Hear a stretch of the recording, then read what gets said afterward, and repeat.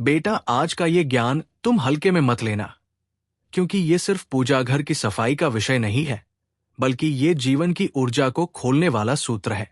और यदि तुम इस रहस्य को समझ गए, तो तुम्हारा घर, मन, संबंध, धन, स्वास्थ्य, सब कुछ नई दिशा में बहने लगेगा।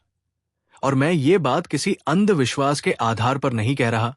ये प्राचीन शास्त्रों, मनोविज्ञान, ऊर्जा विज्ञान और मानव चेतना के हजारों वर्षों के अनुभव पर आधारित सत्य है कि पूजा घर मनुष्य के घर का हृदय होता है।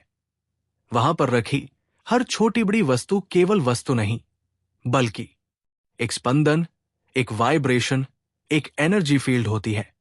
और यदि उस एनर्जी फील्ड में गड़बड़ी आ जाए, तो मनुष्य चाहे कितनी मेहनत करे, कितने उपाय करे, कितनी पूजा करे, उसका जीवन कहीं न कहीं रुका हुआ ही रहता है। इसलिए आज मैं तुम्हें उन 3 वस्तुओं के बारे में बताने वाला हूं, जो यदि तुम्हारे पूजा घर में पड़ी है, तो उन्हें आज ही निकाल फेंको, क्योंकि प्राचीन ऋषियों के अनुसार ये वस्तुएं घर की ऊर्जा को सीधा रोकती है, भाग्य को धीमा कर देती है, इच्छाओं को पूरा होने से रोकती है और जीवन में अनावश्यक कष्ट उत्पन्न करती है। पहली वस्तु है टूटी हुई, फटी हुई, खंडित या क्षतिग्रस्त भगवान की मूर्ति या चित्र। बेटा, याद रखना, भगवान कभी नहीं टूटते। टूटती है केवल मिट्टी की मूर्ति, टूटता है केवल फ्रेम, फटती है केवल फोटो।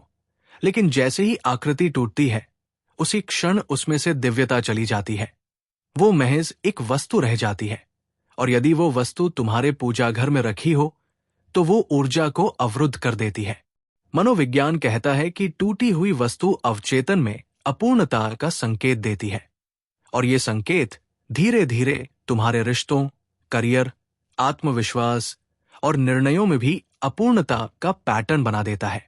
तुम रोज पूजा करते हुए यदि अनजाने में टूटी हुई फोटो देख रहे हो, तो तुम्हारा सबकॉन्शियस माइंड हर दिन ये सीख रहा है कि कुछ टूटा हुआ है, और वही टूटापन तुम्हारे भाग्य में भी उतर आता है।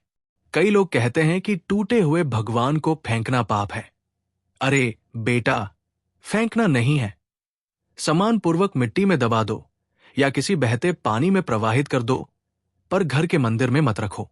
दूसरी वस्तु है लोहे या स्टील से बना कोई भी पूजा सामान, घंटी, दीपक, आरती थाली या पूजा स्टैंड।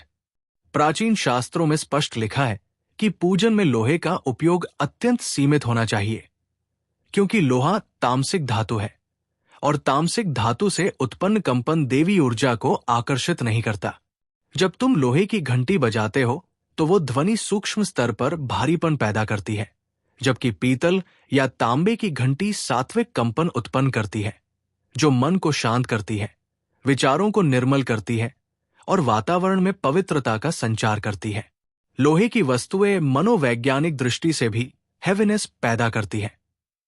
घर में चिड़चिड़ापन, मन का अस्थिर रहना, रिश्तों में बार बार गलतफहमियां होना और बिना किसी कारण गुस्सा बढ़ना, ये सब उस भारी तामसिकता का प्रभाव है। तीसरी वस्तु है धूल से भरी, जमी हुई, उपेक्षित या पुरानी ऐसी चीजें जिन्हें लोग पूजा सामान समझकर सालों तक संभाल कर रखते हैं, जैसे पुराने अगरबत्ती स्टैंड, जले हुए कपास के फटे बिखरे टुकड़े, मेहंदी के पुराने पैकेट, सूखे फूलमाला, राख, टूटे दीपक या ऐसी वस्तुएं जिन्हें पूजा के बाद भी लोग घर के मंदिर में रख छोड़ते हैं। बेटा, पूजा घर में सबसे महत्वपूर्ण है प्रवाह, और यदि उसमें रुकी हुई, सड़ी हुई, पुरानी वस्तुएं होंगी तो ऊर्जा रुक जाएगी। जैसे एक बहता हुआ नाला साफ रहता है, लेकिन रुकते ही गंदगी जम जाती है, उसी तरह पूजा घर में रुकी हुई चीजें नकारात्मक ऊर्जा को जन्म देती है। लोग बताते हैं कि घर में बिना वजह भारीपन सा लगता है, सोने में दिक्कत, मन बार बार बेचैन, पैसे रुक जाना, काम बनते बनते बिगड़ जाना। इन सब का एक कारण ये स्टैग्नेंट एनर्जी भी होती है। अब तुम्हें यह जानना समझना जरूरी है कि पूजा घर केवल प्रार्थना का स्थान नहीं है, ये एक एनर्जी एम्पलीफायर है। तुम्हारा मन जैसे ही वहां बैठता है, उसका कंपन बढ़ता है, और यदि इसके आसपास पुरानी, सड़ी, टूटी, तामसिक वस्तुएं होंगी तो एम्प्लीफिकेशन पॉजिटिव नहीं होगा, उल्टा नकारात्मकता एम्प्लीफाई होगी।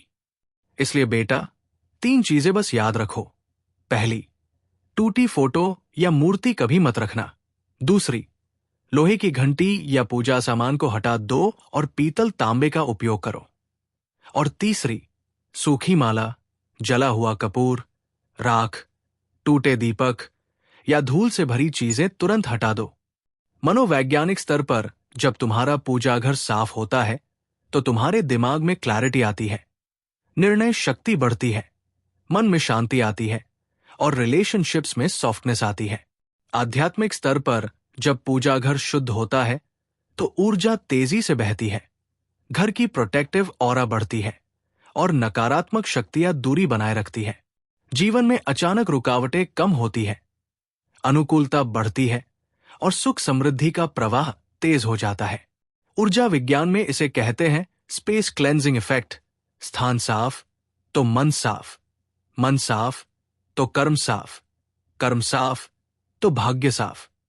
इसलिए बेटा, आज ही अपने पूजा घर में जाओ, एक बार ध्यान से देखो, जो टूटा हो उसे सम्मानपूर्वक विदा करो, जो तामसिक हो उसे बदलो, जो पुराना हो उसे निकालो और फिर देखना अगले 21 दिनों में तुम्हारे जीवन की ऊर्जा कैसी बदलती है। याद रखना, भगवान को बड़ी बड़ी चीजें नहीं चाहिए, उन्हें चाहिए बस एक स्वच्छ, सरल, शांत, पवित्र स्थान, और वह स्थान तुम्हारा पूजा घर है। जब वो जगह पवित्र होगी तो तुम्हारे भीतर की चेतना भी पवित्र होगी, और जब चेतना पवित्र होगी तो जीवन स्वयं ही पवित्रता से भर जाएगा।